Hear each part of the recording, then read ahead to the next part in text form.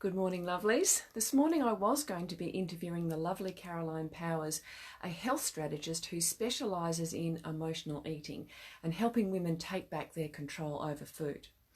Now, this is especially close to my heart, and we are going to be doing the interview, but next week we'll do it, because I battled with bulimia myself in my late teens and early 20s. And so I'm really interested in this topic. Now, one of the things that happened for me was that I grew up watching my mum struggle with emotional eating, and she really struggled with her weight. And because of that, as a teenager, I made these connections and just said, well, that's not going to be me. I don't want to be like that. And so what, happened was that I ended up battling with bulimia in this attempt not to struggle with my weight. And it's really interesting that, even now at the age of 54, I still struggle with overeating. Now, I know I don't look like it, but that's because I set myself up for success. I create an environment where I don't have to be constantly tempted by food. Now, I talk about this a lot with my clients because pretty much all of us struggle with emotional eating. It's really an unrealistic expectation to expect yourself to resist your comfort foods if they're in the fridge. Like, who can resist, whether it's a Tim Tam or chocolate, if they're in the fridge and the packet's open? Like, I don't buy chocolate because I know that I am not one of those people that can eat one square and be satisfied.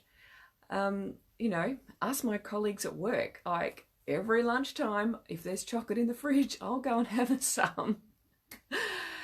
So we have to understand that about ourselves. And one of the things I came across a couple of years ago was Bright Line Eating. Susan Pearce Thompson developed a survey that you can, just a quick questionnaire, and you can kind of discover if you are an emotional eater, or what she likes to call it is if you have that addictive nature.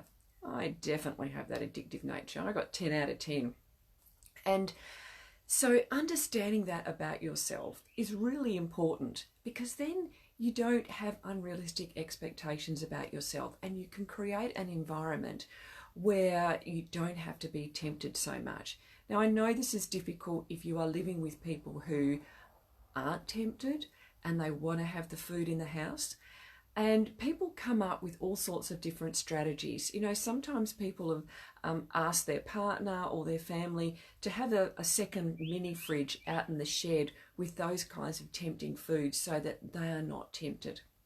I know one of the things that I do is I always make myself healthy treats that I feel comfortable eating a couple of. And one of those things is those vegan black bean brownies you would have seen me, talking about, because I don't feel guilty eating those. They're a delicious treat, but they're full of dates and black beans and almond meal and almond paste. So they're a really healthy option. So yeah, I just wanted to share that, and watch out for that interview next week with Caroline, and be really interested to pick her brains about the way that she helps her clients strategize with their emotional eating. Now, I would love to hear from you if you struggle with emotional eating. Put your questions below if there's anything you'd like me to ask her. And I look forward to talking with you soon. Bye.